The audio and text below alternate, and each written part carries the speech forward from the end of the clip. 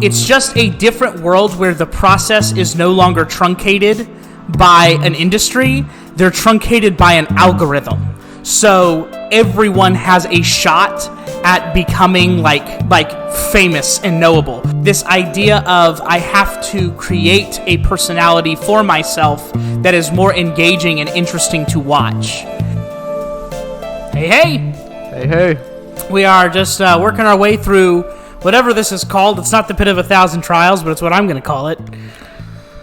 How far are we in? We're pretty deep in. We actually, I think you only have a couple more floors left before you get the Triforce piece. Like, we're basically done with the Triforce quest. I'm offering moral support. Passionately talking about whatever you bring up while fighting every enemy. So keep that term out of your vocabulary. We are having a wonderful time as we defeat... Look how well I just hit that Dark Knight. I just nailed it. It's perfect. Oh my gosh. Dude, this game makes me feel so nostalgic. Like, okay. This is a non sequitur, but it just reminds me because when I was playing this game regularly, this was also happening. Do you remember our friend who, like, took over the dining room of his house to create a ping pong table room? Yeah, a room dedicated to ping pong? Like, his whole family lived in that house. He was just our age at the time. And his mom was like, yeah, sure. Just turn our dining room into a ping pong room. Yeah. I remember that. And we would go down there and we'd play for hours, despite the fact that the room was far too small to play ping pong in. Oh, yeah. And there was stuff, like, along, like, the sides that would, like, break every time, like... And the table was physically the size of the room. Like, it was literally like you were kind of pushed up against the wall already. So, like, you didn't have room to properly, like, swing your hand or anything. And then he got those glow-in-the-dark ping pong balls. And he put glow-in-the-dark tape on the table and on the paddles. And we would turn off the lights and try and play glow-in-the-dark ping pong. Yeah. But we couldn't see because it was dark. Why do girls live longer than guys? I'll tell you. We couldn't see because it was dark. We didn't have room because the room was too small. So we just kind of fluttered around, doing nothing but thinking that it was the coolest thing in the world. That reminds me of I've been volunteering at like kind of like kids middle school ministry recently. And I've had like this big hunger to play it because I used to love ping pong. Yeah, me too. And I haven't played it in a long time. And they have a ping pong table there, but I only play with people that are like 10 to 12 years old. Yeah. And I've just been so hungry. I'll just whoop them. I'll be like, you gotta hold your paddle right, buddy, and then just like absolutely demolish them. Bam! Take that, suck it! Yeah, go cry to your mom. Oh, I'm a poor little loser. Oh, you don't have a mom? Well, then go cry to your dad. Tell him who sent you. Yeah, their mom will like come out of church, and like, their kid just comes crying into like their arms. I'm not sorry. Oh, look at this. Okay. That was a lot sooner than I expected. Yeah, I kept playing ping pong like all the way up through college. Like ping pong was still really popular by the time I got to college at the college I went to. And me and all the guys played ping pong. Like in between classes, they had a ping pong table set up and we would just play over and over and over and over again. Yeah. And we had an absolute blast. But I remember one time we had a professor come, and the professor was, and I'm not joking, he was in his mid-60s. Like, he was an older guy, like, bald, big, long, white beard, glasses, like, stereotypical professor, you know? Yeah. And he was like, and he had a British accent, but he was he British? Yeah. Well, I think he was British American. Like I don't think and he came over and he was like, "Oh, do you guys like playing ping pong?" We were like, "Yeah." He was like, "Oh, I play a little ping pong," and we're like, "Okay." And he came, and I am not joking. He whooped all of us. Like, we were in college, so we were in the prime of our lives, and he just obliterated us. Like he could get us all defeated normally within 2 or 3 hits. Like, there was no volley. There was, like, and that's if he didn't take you out with his opening serve. Yeah. Like, he was incredible. I know people like that. And you'd try and, like, hit to the different corners, and he just wouldn't let you. He was like, nope, and just, like, would turn it back on you. He was crazy. Yeah. You ever heard of a spike ball before? A spike ball? Yeah, spike ball. Explain it to me. It's like those little, you've probably seen it out in public before. It's like those little, like, nets, like little circular nets. And people will just set it up and they'll, like, spike the ball into the net. Mm-hmm. Have you seen those before? No. It's a massive college thing. No, I have not seen it. Maybe it's after my time. I'm, like, really, really into it. Oh, really? I really enjoy it, at least.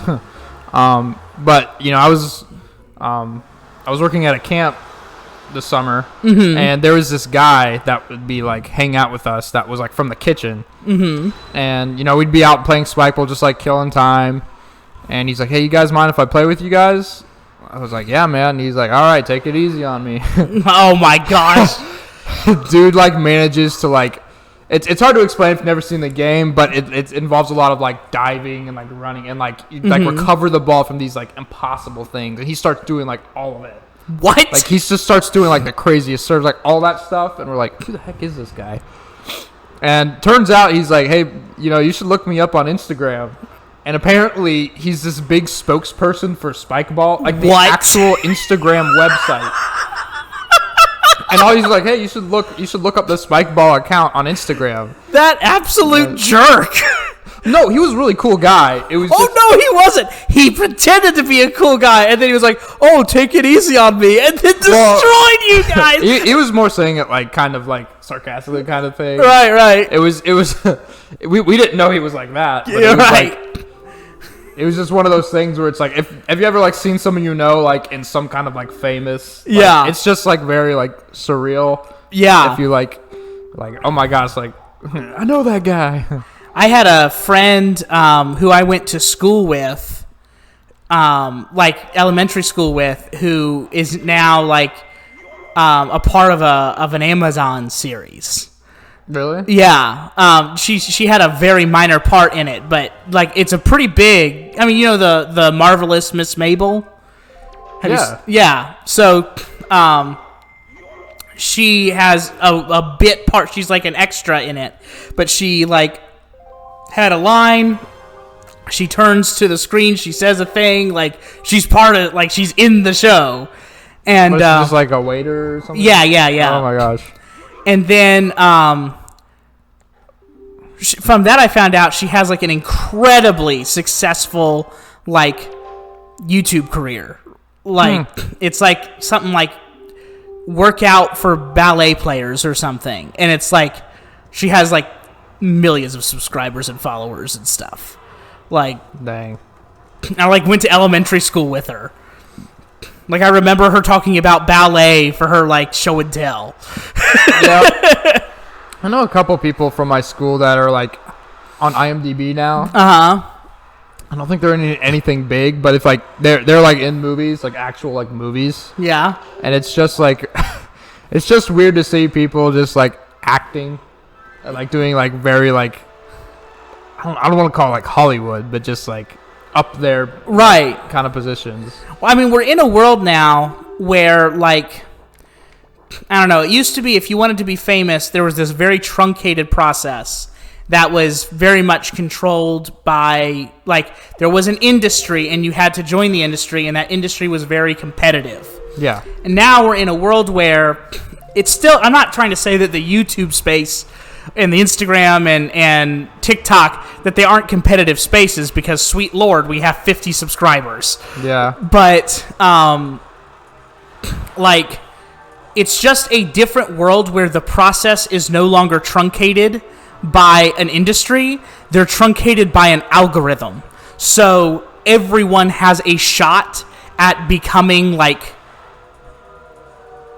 famous and knowable. So you don't have to live in like California or New York City in order to get exposure. You can come from like where we come from in Tennessee, and like people will just, and like all of a sudden you'll see up, you know, on TV or on movies or on YouTube or wherever, you know, these huge followings that have taken place. I mean, just look at TikTok. Yeah. Literally, I feel like TikTokers should be like movie cinematographers sometimes. Let me interrupt you real quick and say that you need to, if you're trying to get the Triforce piece, you have to, it's buried under the sea, and you need to... Okay, I think I saw that on the way in. Yeah. So you were saying, just look at TikTokers, they should be cinematographers. They should be like, if you've seen like those TikToks with like all of that lighting and like the effects and like all of that stuff, I'm like, this is like a very like minor like TV show or something. Yeah. Like, where do people get...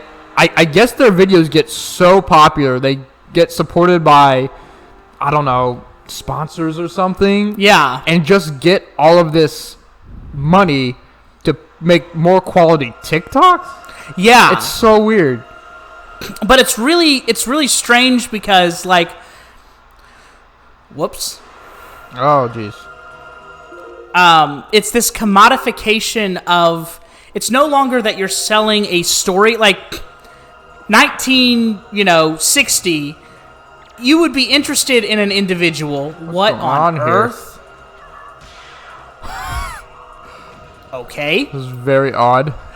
Like, you'd be interested in like an actor, but you were less interested in the actor and more interested in, like, how do I put it? In the story that was being told. So, like, if you found out that an actor was a communist, it would probably, you wouldn't watch it if you were in the 1950s, right? Yeah. But other than that, you weren't particularly interested in the personal aspect of them. Now, what makes you famous is your personality and who you are as like who you are personally. And you're selling that, you know? So we have vloggers who just literally go up and like say, hey, this is the new lipstick that I bought, and then everyone buys that lipstick. Yeah. You know, and it's because that person used that lipstick. You know, it's just really, really wild how different it's become. Yeah. You know? I mean, you could say that with like actors and stuff too. Like, a lot of people won't see their movies because of what's going on like behind the scenes. Yeah. And all that stuff. And I will give it to them. It's a lot harder for your like personal life to not become extremely public nowadays. Yeah. That's got to be hard. But now that like people know that, they'll just like won't see your movies if they know something about you or they don't agree with something. Yeah. That's like a pretty common thing now. Yeah. You know, like I said, we've never been like, I'm not trying to say that we've never been free of like political or religious disagreements preventing an audience from wanting to engage in your content. Yeah. But it's a whole new level now. You know, it's just like, it's just very, very different. And because of that, also because it's about your personal, like your personality and who you are, there's this weird like this idea of I have to create a personality for myself that is more engaging and interesting to watch. Yeah. And it gets complicated, like who's the public figure and who's the personal figure for who you're watching. Yeah, and and like on top of that, now there's a lot of media critiquing that specific dynamic. Yes. There's a lot of movies and like TV that are like about what it's like being in that position. Like The Boys. The Boys, BoJack Horseman, stuff like that. And they're like really good, but that's like what like media is now. It's just like kind of critiquing itself. Yeah. Almost. Yeah. Which is crazy to me. You might have to destroy these ships or something. What I can't tell is this Triforce on this square, or is it in the middle? I think you need to go just a little bit farther over, maybe. I'm not sure. You'll see the light. Let's see if it's... I don't see anything here. Yeah, keep going and see if it pops up somewhere. I'm thinking it's somewhere over there. Okay. You see I'm like right on the line? Yeah. Oh! Oh. Hold on. Oh, wait, hold on. They put like 5 Triforces Why right in the little, world two squares. Did they huddle all of their stuff right here? Yeah. But yeah, it's anyway, to go back to what you were saying before, it's just so interesting, like, how media has changed. And so it's because you're selling yourself. If your politics and your personality and your thought processes disagree with the general consensus, then they can reject you. Like you personally now have a brand.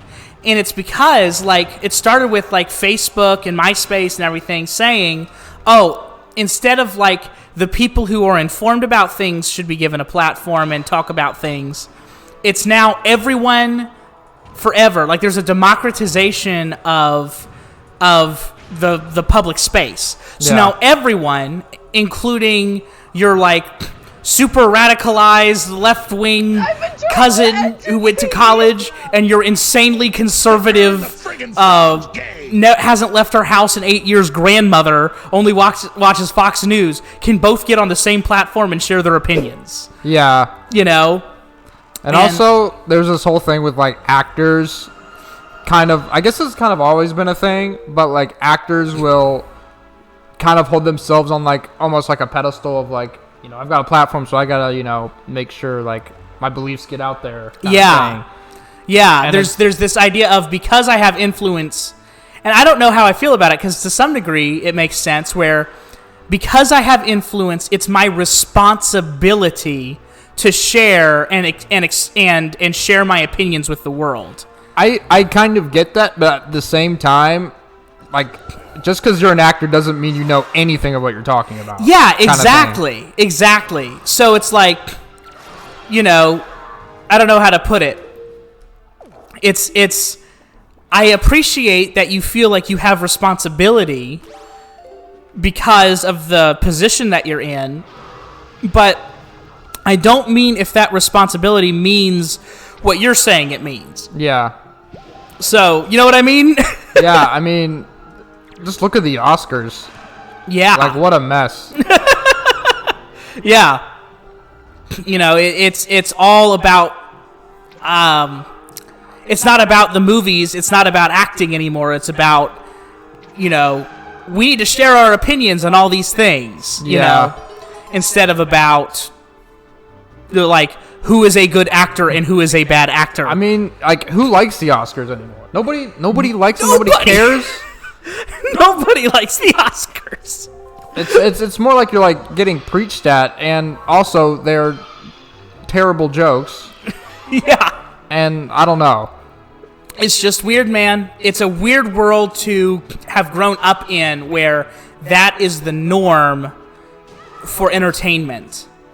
And everything. But as engaging as this conversation is, we have run out of time. Good. I'm going to figure this out for next time. All right. Next time on Windwaker. You know what to do. And if you don't, ask someone.